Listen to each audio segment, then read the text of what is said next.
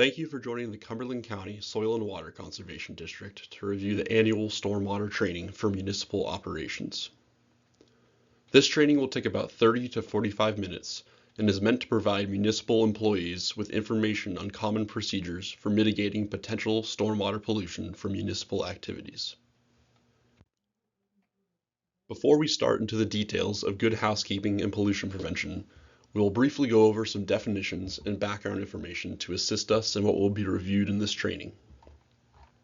The communities shown in the image on this slide are part of what is called the Interlocal Stormwater Working Group, or ISIWG for short. ISIWG is a coalition of 14 municipalities and 2 nested MS4 communities in the greater Portland and Saco areas working together to address stormwater pollutants. ISIWG consists of Biddeford, Cape Elizabeth, Cumberland, Falmouth, Freeport, Gorham, Old Orchard Beach, Portland, Saco, Scarborough, South Portland, Southern Maine Community College, University of Southern Maine, Westbrook, Windham, and Yarmouth. The Cumberland County Soil and Water Conservation District coordinates ISIWG and supports these communities to help them work collaboratively to implement the Clean Water Act's Municipal Separate Storm Sewer System Permit. The Municipal Separate Storm Sewer System Permit, or MS4, exists because the Federal Clean Water Act dictates that regulated municipalities must have a permit to direct runoff to water bodies in their communities, and requirements to minimize pollution must be met. The Clean Water Act sets up the framework for regulating discharges of pollutants into the waters of the United States, and for regulating quality standards for surface waters. The basis of the Clean Water Act was originally passed in 1948 as the Federal Water Pollution Control Act, but was revised and expanded in 1972. Clean Water Act became the Act's common name after the 1972 amendments. Under the Clean Water Act, the EPA has established pollution control programs and has developed national water quality criteria recommendations for pollutants in surface waters. The aim of the Clean Water Act's Municipal Separate Storm Sewer System Permit is to reduce the impact of stormwater pollution on local waterways. In Maine, the Department of Environmental Protection administers this permit on behalf of the U.S. EPA. Regulatory background. The Clean Water Act authorizes the EPA to administer these stormwater discharge permits. In turn, the EPA authorizes the Maine DEP. The Maine program administered by the DEP has 40 stormwater permits issued under the program. This includes 30 municipalities and 10 other agencies, including transportation agencies, public universities, prisons, military bases, and other state and federal facilities. The municipal program has been around for a while, with the first permits being issued in 2003. The permits are updated every 5 years, with each new permit building on the previous permit with new and increased requirements. The current permit went into effect on July 1, 2022. The new general permit has 2 steps: a stormwater management plan describing how the community will implement the general permit and the BMPs that will be implemented to address water quality problems in impaired watersheds. It also requires involvement within these 6 categories, called minimum control measures. MCM 1 through 6 include public education and outreach, public involvement and participation, illicit discharge detection and elimination, construction site runoff control, post-construction stormwater management, and pollution prevention and good housekeeping. Today, we will be focusing on MCM 6, Pollution Prevention and Good Housekeeping for Municipal Operations. We'll start with operation and maintenance plans. Everyone should know if their facility or activity is subject to an O&M plan and know where this document is located. This is an important document that details all operations that are conducted in buildings, facilities, or spaces that may contribute to stormwater pollution. An O&M plan could be applied to municipal activities like parks and open spaces, buildings and facilities, vehicles and equipment maintenance, and infrastructure like roadways and storm sewer systems. These plans are required for these types of municipal operations to reduce stormwater pollution as much as possible. O&M plans should be annually updated to provide the most recent inventory of municipal operations. Annual reviews of O&M plans should try to modify or improve upon current practices to eliminate and prevent stormwater pollution as much as possible. Programs should be implemented to perform pavement sweeping yearly and inspection for catch basins or any other stormwater structures that accumulate sediment at least once every other year. Lastly, employees must be trained to provide education on stormwater pollution prevention practices. The permittee must report in each annual compliance report on the type of trainings that were presented, as well as the percentage of municipal and contract staff that attended.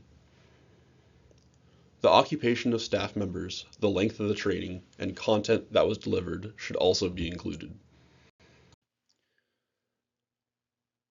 Everyone should also know if their facility or activity is subject to a stormwater pollution prevention plan and know where the document is located. Stormwater pollution prevention plans are required for public works facilities, transfer stations, and school bus maintenance facilities. The Stormwater Pollution Prevention Plan must address the long-term operation of both structural and non-structural controls that reduce stormwater pollution. Non-structural versus structural controls will be discussed more later in this presentation. Now that we have gone over the operation and maintenance and stormwater pollution prevention plan documents, which detail the activities in day-to-day municipal work, let's take a closer look at some of the specific activities and pollutants that may have the potential to impact water quality. Activities may include vehicle and equipment washing, maintenance, storage, and fueling, materials management including storage, handling, and use, facilities maintenance including painting, cleaning, heating, and cooling, and construction activities including sedimentation and erosion control, trash and debris, dust control, and dewatering.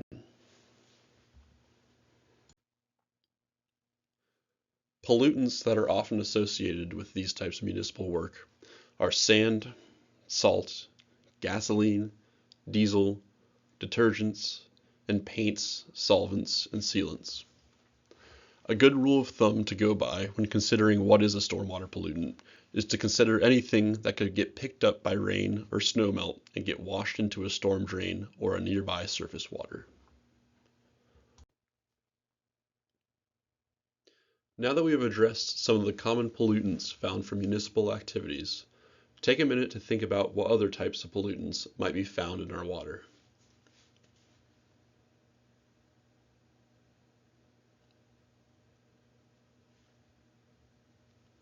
Other types of pollutants might include metal filings, pesticides and fertilizers, rust, waste oil, coolant, and pet waste.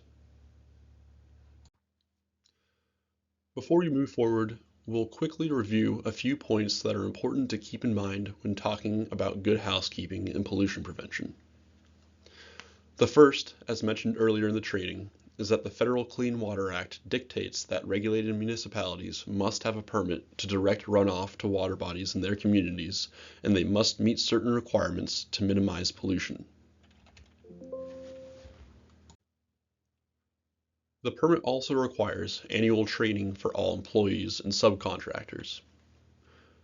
Training for new employees must occur within 6 months. The training must be tracked and reported. Make sure that your municipal stormwater program manager receives a copy of your training records. The last important thing to keep in mind is the location of floor drains at your site or facility. Understanding the drainage connections around you is important for effective pollution prevention and efficient response. Know where drains connect. Regularly inspect and maintain the drains. Minimize water use when possible, and keep spill kits on hand and in a nearby, easily accessible location. In the event of a spill, prioritize protecting the floor drain, Otherwise, it can result in a costly cleanup. Never dump chemicals down storm drains or connect floor drains to storm drains or the environment. Best management practices for pollution prevention. BMPs can be categorized as either structural or non-structural. A non-structural control is something that you actively do, like sweep or clean up spills. A structural control is something physical, an installation like a building, a barrier, or a treatment system. Basically, there are things that you can do, a non-structural practice, and things that you can install, a structural practice, to help minimize pollution. BMPs for facilities management. Regardless of the size of the operation, there are always stormwater pollution prevention challenges and opportunities. Dumpsters and waste handling. Always keep dumpsters located on a concrete or paved area, as opposed to on top of soil, which can lead to soil compaction or exposure and may cause the dumpster to sink in and shift unevenly. Dumpsters should only be used for disposing of solid waste. Dumpster lids should be closed when not in use. Open lids can allow stormwater to mix with waste, creating a potential pollutive discharge. In addition to closing the lids, dumpsters should always have drain plugs installed to keep the contents of the dumpster from leaking out. Report dumpsters that are damaged or rusted out and leaking. Chemicals, hazardous waste, or any other waste material that has special disposal instructions should never be put into a dumpster. Janitorial procedures. Always try to use the least amount of product for the job. Cleaning products should be stored in their original labeled containers. Mop water, chemicals, or cleaners should never be dumped outside, in storm drains or sumps, in floor drains, and this includes biodegradable products. Mop water should always be dumped in a utility or mop sink connected to the sanitary sewer. Pools. All chemicals should be safely and properly stored away from storm drains where they could potentially become a pollutive discharge. Never dispose of old or expired chemicals in floor drains or catch basins. In the event of any accidental on-site spills, your site's spill response SOP should be followed. For backwashing and draining, discharges should only go to the sanitary sewer, never stormwater inlets, wetlands, or surface waters. Pool water should be dechlorinated before being discharged. Painting procedures. Always use an impermeable ground cover, like cloth, tarps, or plastic sheeting, to help protect the ground from overspray or spills. Store paint, solvents, materials, and equipment inside and away from stormwater. Address any spills immediately. Paint should only be cleaned up using dry methods. Using paint thinners and solvents to clean up paint can create more hazardous waste. Bag or double bag waste so loose material doesn't pour onto the ground when the trash can or dumpster is emptied. Parks cleanup and maintenance. Trash receptacles should be emptied regularly to prevent waste from overflowing and spreading. Erosion issues and spills should be reported to your stormwater coordinator. De-icers should be stored in closed containers to prevent contact with stormwater. Always use dry sweeping methods to clean walkways, parking lots, and other impervious surfaces. Sediment should never be washed down or swept into storm drains. Plowing. Know your sites. Protect vulnerable soft areas and stormwater BMPs, like rain gardens and soil filters, by staking and flagging corners and edges on your site. Avoid plowing directly into structural stormwater BMPs. Any damaged soil should be stabilized as soon as possible after snowmelt to prevent erosion and sedimentation. BMPs for vehicles and equipment. Fueling. Fuel municipal vehicles at designated fuel islands or vendors. Don't try to top off the tank, and don't leave the pump unattended. Spill kits should be well stocked and labeled. Fuel spills and diesel burp happen. Be prepared with absorbent wipes and granular material. Inspect the fueling area regularly. If you spill or notice a spill, take the time to clean it up and report on it. Don't just throw down some granular absorbent or a pad and then leave it sitting for the next person. Clean up and dispose of absorbent materials after they have been used, otherwise it will get tracked around by other vehicles, blown around the yard, or left out in the rain or snow. Mobile fueling. Always use a level, paved surface when mobile fueling equipment to prevent spilling over soils. Never fuel near storm drains or water bodies. Always have a spill kit or wipe handy in case of accidental spills. Washing. Washing vehicles and equipment inside is best. Knockdown and rinsing outside is okay, as long as it is away from storm drains and surface waters, but the area should always be cleaned up when you're done. Make sure you're using a phosphate-free soap. Never pressure wash or wash the engine or undercarriage outside, or do any washing near storm drains, catch basins, ditches, water bodies, or drinking water wells. If it is not possible to wash inside, washing outside is okay as long as the area doesn't drain to a wetland or water body or the storm drain system. Storage and maintenance. Storage and maintenance areas should be regularly inspected to check for things like leaks and spills. Even if a leak is small, it should be fixed as soon as possible before becoming a bigger problem to manage. Make sure to store vehicles and equipment on a paved area. Oil filters should be completely drained before disposal. Know the location of your storm drains. Maintenance should never be conducted near a storm drain. And never hose down the work area. Dry sweep to clean up instead. Bring leaking vehicles indoors and capture leaks until the vehicles are repaired. Make sure to clean up any drips from leaks and secure hydraulic fittings in an upright position and plug them.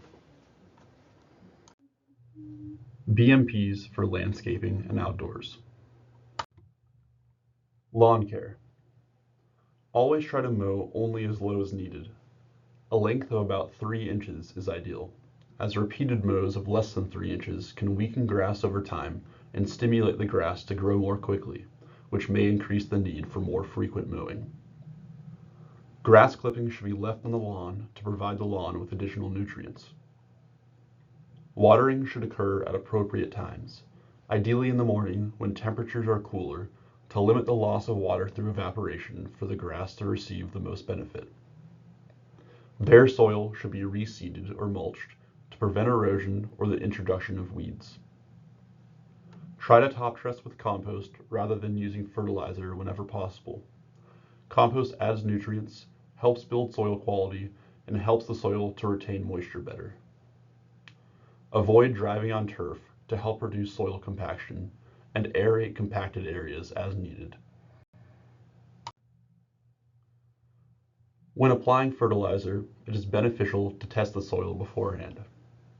This will help provide a better understanding of what nutrients are needed and give suggested application rates, which may help reduce costs of over-applying fertilizer or applying fertilizer that the soil does not currently need. Never apply fertilizer when heavy rain is expected. Most of the fertilizer may end up being washed away in stormwater runoff, wasting time and money. Fertilizer should never be applied within 5 feet of pavement, 25 feet of storm drain inlets, and 50 feet of streams or water bodies. Sweep up any granular fertilizer that accidentally gets applied to paved surfaces so it doesn't get washed into a storm drain. Check your municipal ordinances for any additional land care product restrictions and setbacks. And always use proper storage and handling practices, and keep all records.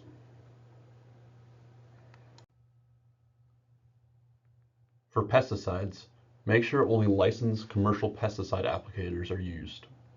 Someone who's applying pesticides needs to be familiar with the chemicals being used and be making informed management decisions. Records need to be kept of when and where materials are applied. It is important to consider the weather forecast. Never apply when it's windy or rain is expected within 24 hours. Ordinances may vary between municipalities, and they should always be checked to confirm any additional land care product restrictions and setbacks. De-icing practices. Try to clear snow as soon as possible so you don't have to apply large amounts of salt to melt any ice buildup. Store de-icers in closed containers or structures. Everyone should make their best attempt to minimize their use of sand and salt.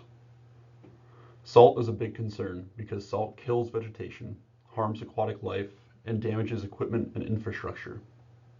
Once salt is in runoff or surface waters, there's no cheap, effective way to remove it. Salt reduction is the only BMP available to us. Pre-treating with a little bit of salt or brine before a storm makes cleanup easier and requires much less salt. Wildlife. Wildlife in public outdoor areas should avoid being fed, as it can cause them to have health issues, as well as encourage them to remain in the same place.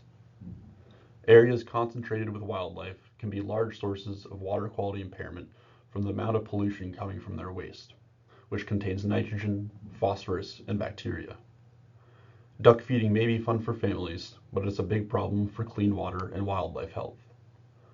Public outdoor areas should be managed to prevent wildlife from remaining in one area, and posting information about wildlife feeding or having signs restricting wildlife feeding may be helpful for prevention. Erosion and sedimentation control. In simple terms, erosion occurs when water or wind erodes the surface of the landscape. Sedimentation is the result of erosion and is the process of down-gradient accumulation of sediment. Is it better to prevent erosion or control sedimentation? It's important to try to phase out clearing and construction as much as possible. More clearing and exposed soil at one time requires more erosion and sedimentation control management and effort. Take into account sources of potential stormwater runoff from adjacent parts of the project site or from outside the project site. Material storage. Take a look at these two photos that show examples of erosion and sedimentation for this material stockpile. What preventative measures could have been taken to stop this from happening? What BMPs would you recommend here? Cover the pile. Install a barrier around the pile, like a silt fence or erosion control mulch. Order more product. Or sweep.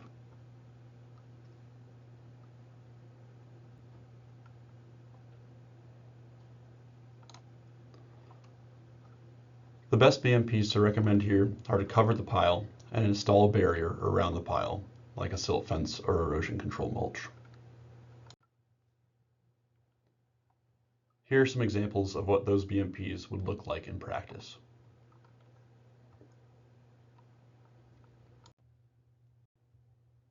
Tracking.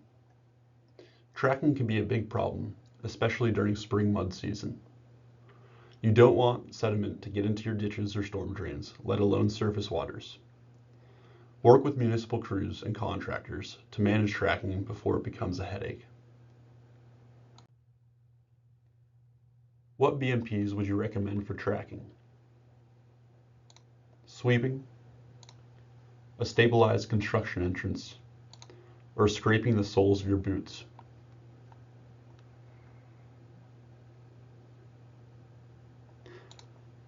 Ideal BMPs would be sweeping and creating a stabilized construction entrance. A stabilized construction entrance, as shown in the photo on the left, can reduce tracking, but needs to be maintained in order to be effective. A street sweeper can be used for larger projects and brooms for small jobs. Try to keep sediment on site and out of your catch basins and ditches. Inlet defense. This is the last line of defense for your drainage system. Inlet protection must be maintained in order to be effective. It should be checked daily to make sure that it's ready if and when you need it. Don't forget to protect the curb inlet.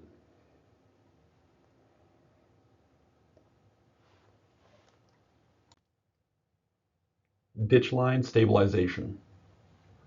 Take a look at these photos to compare the difference between effective and ineffective ditch line stabilization controls. Use materials and controls like jute netting, check dams made from stone or properly staked straw bales, straw wattles or sausage booms that are staked in and of sufficient height, and applying erosion control mulch. Make sure you're using a mulch specifically designed for erosion control that is made up of different shapes, sizes, and varieties of material to protect against erosion. Using something like a chipped wood mulch is not going to achieve the same results. Silt fences. A silt fence should always try to be installed in an area that has an adjacent vegetated buffer, like what is shown in the photo on the right. Don't install right at the edge of disturbed ground, as shown in the image on the left. Doing this can run the risk of the silt fence being more easily breached. The bottom of the silt fence should not be flapping in the wind. It must be keyed in or secured with crushed stone to be effective. Using an erosion control mulch berm or anchored sausage boom instead of a silt fence can also be effective. These barriers need to be routinely inspected and maintained so that they're ready when it rains. Permanent versus temporary site stabilization. Temporary stabilization is any control that is used while the site is still in development.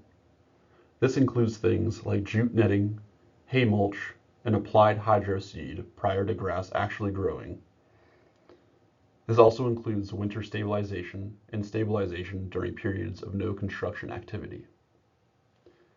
Permanent stabilization is the final surface of the site, like landscaping, sod or grass, riprap, or final paving.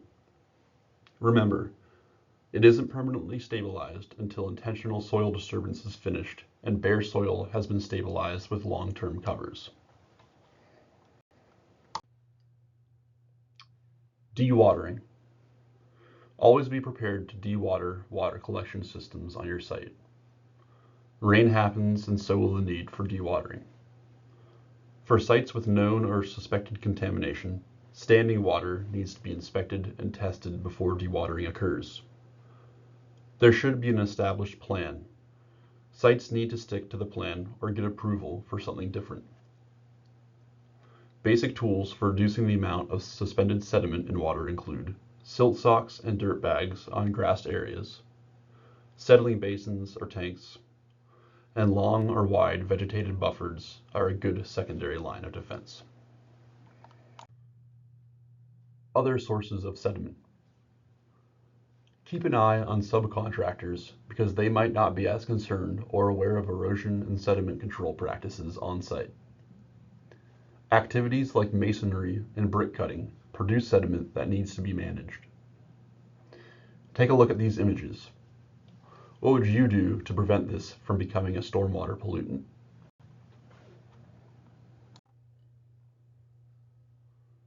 To prevent this from becoming a stormwater pollutant, you can work on a vegetated area, use a sausage boom around the work area, sweep or vacuum up the sediment, and work away from catch basins, ditches, and water resources. Catch basin protection can be used, but only as a last line of defense, and you should never sweep into catch basins or ditches. Sweeping. Sweeping should occur at least once per year. Prioritize heavy traffic areas, impaired watersheds, and construction areas. Any swept up sand is okay to reuse. For catch basin grit, it can only be reused if it has been tested and receives beneficial reuse program approval.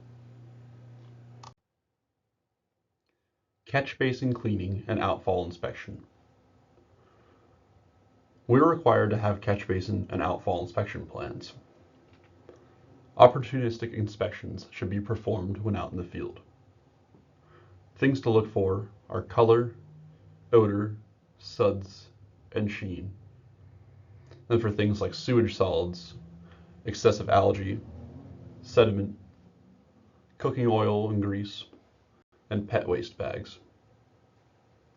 Descriptions of any notable observations should be documented. Spill response and illicit discharge. Spill response is a team effort. Everyone on site should know how to recognize a spill and be ready to address them. If you see a spill, it should be reported immediately. This image shows an example of what an oil spill might look like if it has made its way to a storm drain. The DEP must be notified of any oil spill. Take a look at these two pictures and see if you can identify what is happening. This is an example of an illicit discharge. Someone has intentionally poured paint, spackling compound, or some other waste material into a storm drain.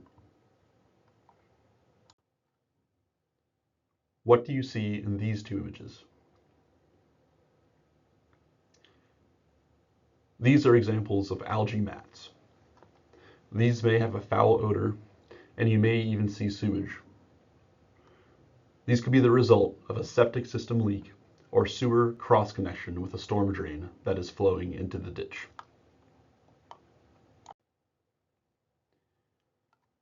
This image shows an example of what could be a gray water or laundry discharge to a ditch.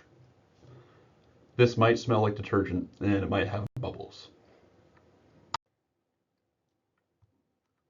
Lastly, these images show examples of sediment-laden water discharging to a waterway. This could most likely be from a construction site, but it also could be from agricultural practices. If you notice someone illicitly discharging materials on site, remember to exercise your authority and put a stop to it. There is a proper way of disposing of materials, and it is not by dumping it down a storm drain, putting your site in a potentially difficult situation and water quality at risk. If you notice a spill, determine if you have the tools to help contain it.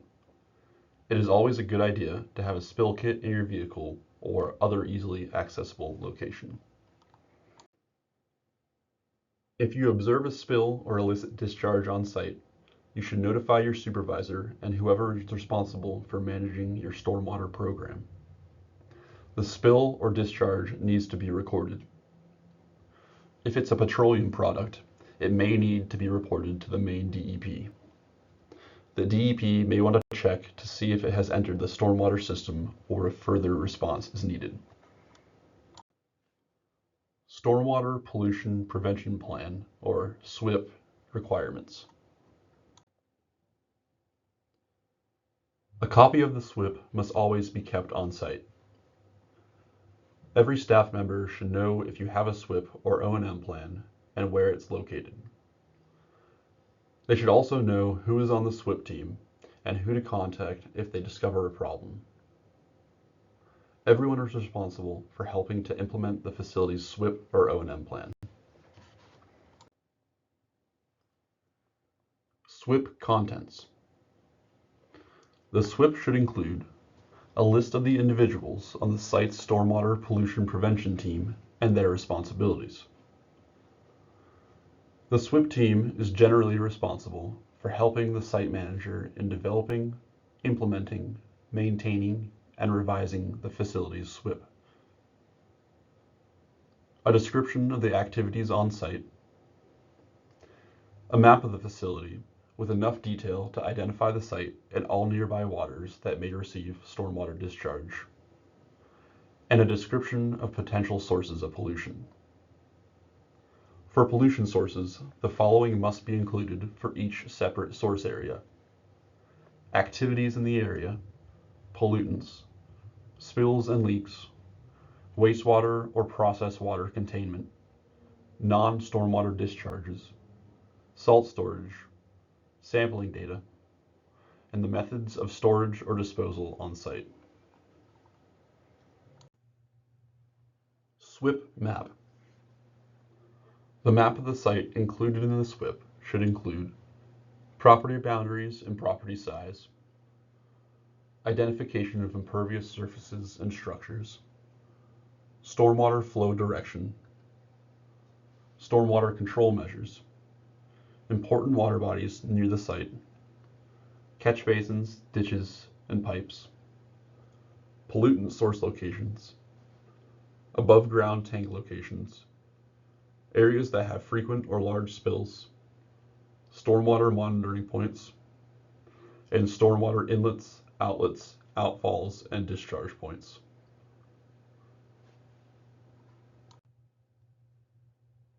The SWIP must be amended within 30 days of completion for any of the following: a change in design or operation at the site that might significantly alter the amount of pollution discharge,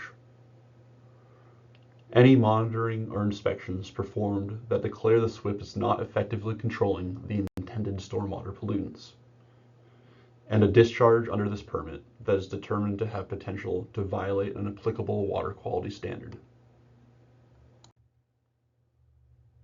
Quarterly site inspections are required of all facilities and operations with SWIPs to make sure all structural and non-structural stormwater pollution prevention BMPs are working and are being followed. Facilities with large amounts of petroleum products might also require an SPCC plan, which requires monthly inspections to ensure fuel, lubricants, and waste products do not cause water pollution.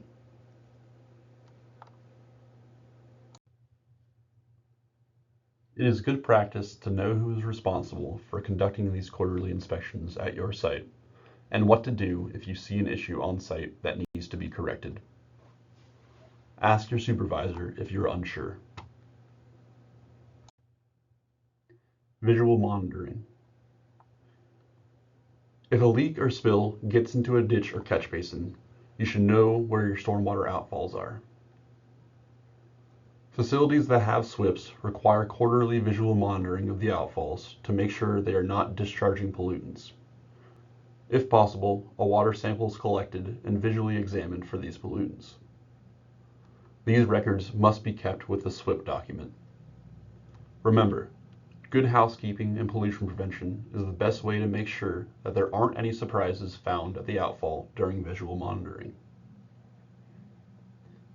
Sites that have an O&M plan but no SWIP do not need to collect a sample for visual monitoring. Where would you go to learn the location of an outfalls discharge at your facility? To the operation and maintenance plan, to the stormwater pollution prevention plan, to the spill prevention, control, and countermeasure plan, to your supervisor, or to the stormwater coordinator. Your supervisor or the stormwater coordinator are good options, but either the stormwater pollution prevention plan or the spill prevention, control, and countermeasure plan will show you where they are. The O&M plan probably won't.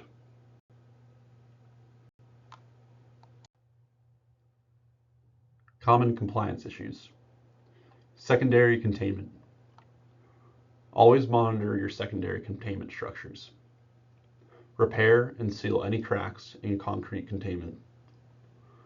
Don't let it fill up with product. Make sure to get it pumped and properly disposed of so there's plenty of storage volume should the tank, drum, or valve fail. Don't fill it up with speedy dry. It will absorb some product, but greatly reduces the volume of the product that can be captured if the tank, drum, or valve fails. Common compliance issues with snow plowing BMPs. Winter operations are hard on our facilities, and any problems should be addressed as soon as possible to prevent drainage and potential stormwater pollution issues. This image shows sand buildup and also where a plow edge may have repeatedly hit a soft spot. This area needs to be regraded and stabilized to promote proper sheet flow, rather than collecting water that will eventually find a low point and drain concentrated, muddy water to the nearest ditch or water resource. Common compliance issues with material management. Take a look at these two images. The image on the left shows an example of material piles that are left uncovered and are prone to erosion and sedimentation. The image on the right shows material piles that are stored under cover and are much less likely to be impacted by erosion. Whenever you have material piles that are not in use, they should be covered to prevent potential stormwater pollution. Common compliance issues with fleet washing. Washing outdoors is still a common problem, resulting in discharges of soapy, pollutant-laden water. It's hard to see in the image, but the vehicle here is being washed outside. This is a non-allowable discharge that should not be allowed to enter the storm drain system or nearby water resource. Common compliance issues with spill documentation. Spills and leaks, both inside and out, need to be documented. Spills and leaks happen. The DEP, EPA, and we all know it. But if you don't have any documentation about how you've addressed them, the regulators can only assume that you're not responding to them and not trying to avoid future incidents. Information that needs to be included is the date, time, and location of the spill, the name of the reporter and responder, information about the spill, what immediate actions were taken, where the spill reached, if the DEP was notified, and any other relevant information. That concludes the Good Housekeeping and Pollution Control training. Please be sure to keep in mind the topics that were reviewed as work progresses throughout the year, and to continue maintaining good practices for minimizing stormwater pollution. If there are any questions, feel free to contact the Cumberland County Soil and Water Conservation District or your stormwater program manager.